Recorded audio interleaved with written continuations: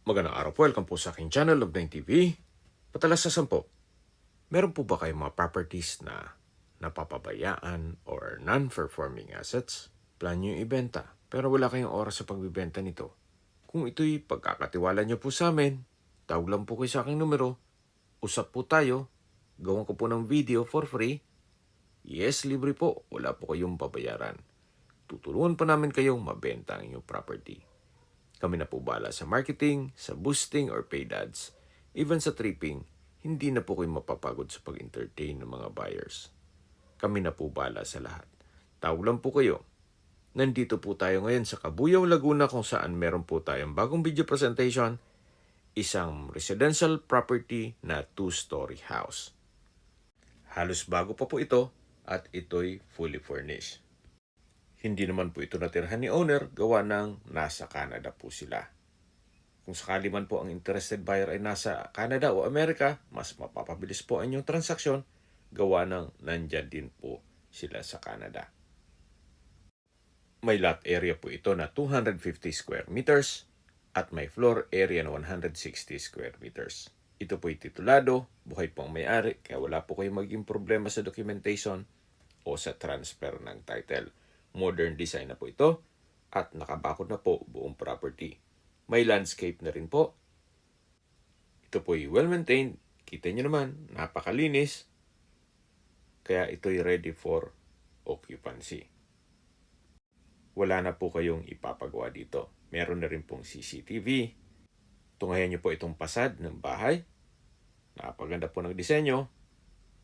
At yung pong outdoor ceiling ay naka-spandrel, naka-brickstone design, itong ibang parte nitong bahay, at naka-tile flooring na rin dito sa driveway.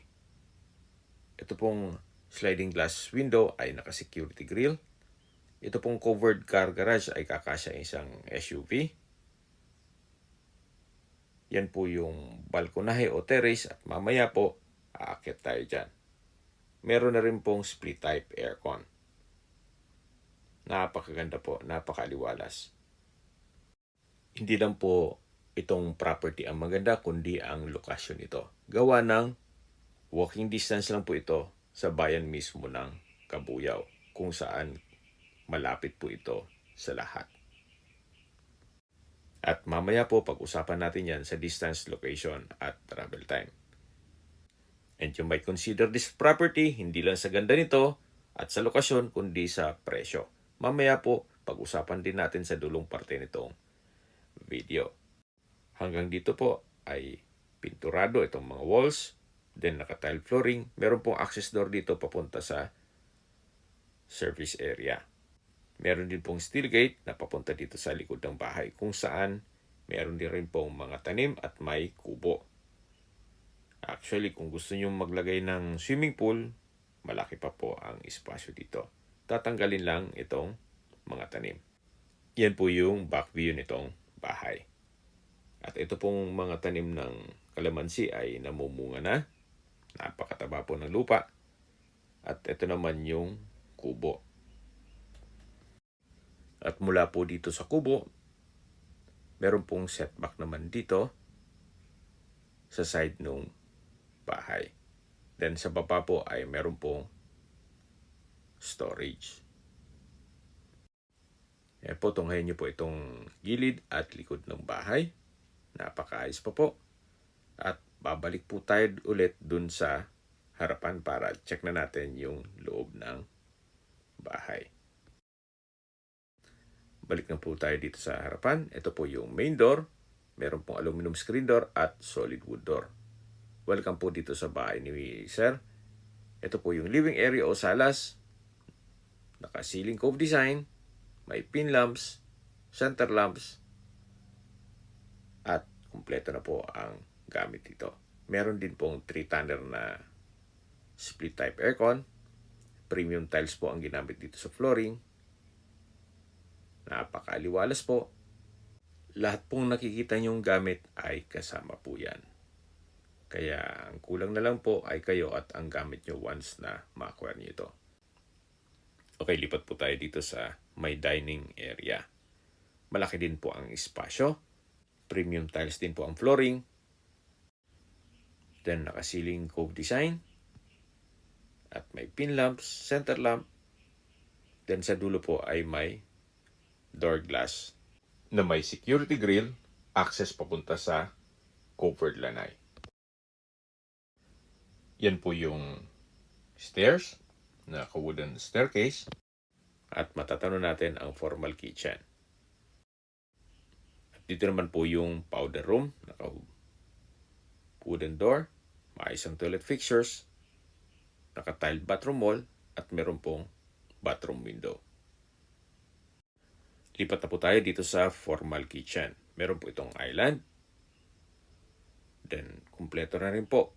May gas range, range hood, refrigerator, oven, coffee maker, naka-ceiling cove design, may CCTV, may wall-mounted cabinet, kitchen countertop, then storage ng kitchen utensils sa baba nito, at meron pong double stainless sink with faucet, at may kitchen window. Mula po dito sa kitchen, matatanaw naman natin yung main door at yung living area. At syempre yung dining area. So yan po, itong henyo po ulit, itong formal kitchen. Napakaganda po. At kumpleto na mga kagamitan. Lipat po tayo dito sa common toilet and bath. Ito pong common toilet and bath ay maayos din ang toilet fixtures, naka-tile bathroom wall, may bathroom window, may vanity mirror, water closet with bidet, body shower at bathroom sink. At dito naman po yung dirty kitchen. May kitchen countertop, wall-mounted cabinet, sliding glass windows with security grill, then meron pong storage ng kitchen utensil sa baba nito. Ito naman po yung laundry area. At yan naman po yung likod ng bahay kung saan galing na po tayo kanina. Balik na po tayo dito sa loob. So, nandito na po tayo sa hagdan kung saan ito yung naka-wooden staircase, wooden handrail, at glass railing. Meron din pong staircase window with security grill. Samahan niyo po ako, akyat po tayo. Nandito po tayo sa hallway. Then, maayos din ang pintura ng ceiling at wall. Meron pong center lamp, may CCTV, at naka-tiled flooring na rin po. Check po natin itong master's bedroom. Napakalaki po ng espasyo. Meron pong dalawang glass window with security grill, naka-ceiling cove design, may pin lamp, center lamp, may window type aircon, may body mirror, naka-tiled flooring, bed and bed frame, then yan po yung CCTV, monitor, at dito naman po yung walk-in closet. Napaganda po, napakalinis, from floor to ceiling po yan. At ito naman po yung toilet and bath. Kompleto din ng toilet fixtures. May water closet with bidet, shower enclosure, bathroom countertop, vanity mirror, then naka-tiled bathroom wall na rin po from floor to ceiling. At may shower na rin po ito. Mapapansin nyo po, hindi po tinipid itong mga materyales. Gawa ng ito'y owner's built. Kaya sa presyo po ni owner, murang na mura na po ito. Sa mahal po ng materyales ngayon o construction materials, sulit na po ang presyo niya para dito. Okay, labas po tayo. Ito po ulit yung hallway. Then mula po dito sa may hagdan, then may chandelier. Matatanaw natin yung family area. Pero check po muna natin itong common toilet and bath. Ito po yung naka-wooden door. Then, maayos din po ang toilet fixtures. May vanity mirror, bathroom sink, water closet with bidet, shower enclosure. Then, naka-tile bathroom wall from floor to ceiling. May shower. May bathroom window with security grill. Kompleto na rin po. Gaya po nang nasabi ko sa inyo kanina, ito po yung owner's build, kaya kung kada parte nitong bahay at pagmamasdan nyo mga materyales na ginamit, masasabi nyo na sulit na po ito. So ito naman po yung next bedroom. Sa spasyo, sakto lang. Hindi naman siya ganun kaliit at hindi naman ganun kalaki. Meron pong corner window. May center lamp. May window type aircon. May bed and bed frame. Body size mirror. At meron din pong from floor to ceiling na wardrobe. Yan po, kumpleto na rin po. So lalabas po tayo para check natin ibang parte nitong bahay. Paglabas nyo po dito sa pangalawang kwarto, yan po yung hagdan na kung saan galing na po tayo dyan kanina. At dito naman po yung family area. Actually, pwede rin nyo itong i-convert sa another room kung sakali man na big family kayo. Maayos din po ang pintura ng ceiling at wall. Meron pong mga malaking glass window. At ito naman po yung access door na papunta dito sa balkonahe, kung saan matatanaw nyo ang inyong mga magiging kapitbahay. Napakatahimik po ng lugar, sariwang hangin, at sa klima naman po, banayad lang. Hindi naman siya ganun kainit at hindi naman ganun kalamig. Yan po yung main gate, then yung driveway, at ito naman po yung pocket garden. Napaganda po, napakalinis at napakaaliwalas. Mula po dito sa Barangay Road, tanaw na natin ang bayan mismo o Manila South Road ng Kabuyao. Total na open up na natin ang lokasyon nito. Pag-usapan natin ang distance, location at travel time. Mula po sa Laguna Holy Family Hospital, ang distance is 350 meters at ang travel time is 2 minutes o walking distance lang po. Yan po yung lagi kong binabagit sa aking video na dapat yung i-consider sa paghanap ng property, yung meron pong malapit na hospital. Hindi ko naman po sinasabing sakitin kayo, yan naman po ay for emergency purpose lang naman. At mula naman po sa public market, sa McDonald's, Jollibee, Mang Inasal, banks, drugstore, Save More, Wilcon Depot, at marami pang ibang business establishments, 400 meters lang po ang distance o walking distance pa rin. Napakaganda po nitong lokasyon, malapit po sa lahat. At mula naman po sa Eton City, ang distance is 3.2 kilometers at ang travel time is 14 minutes.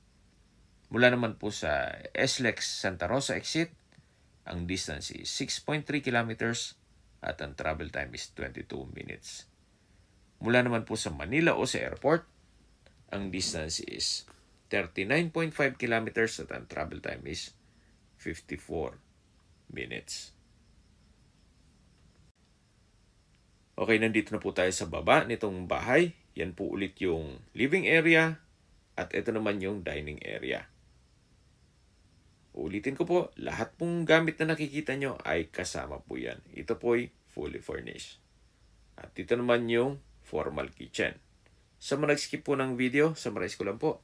Ito pong property ay nasa bayan mismo ng Kabuyao, Laguna at may lot area na 250 square meters.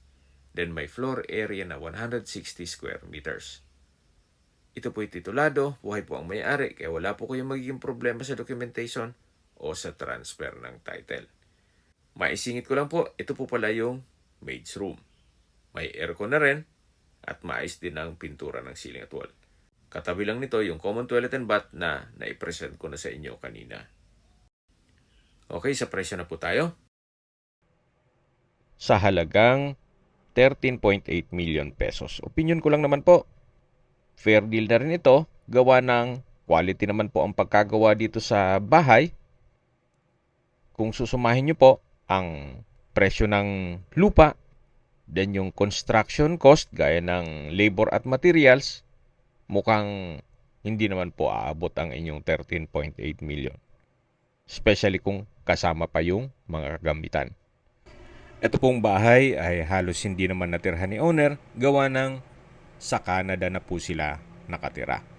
Kaya kung ang interested buyer po ay nasa Canada rin, mas mapapabilis ang inyong transaksyon gawa ng nandyan din po sila.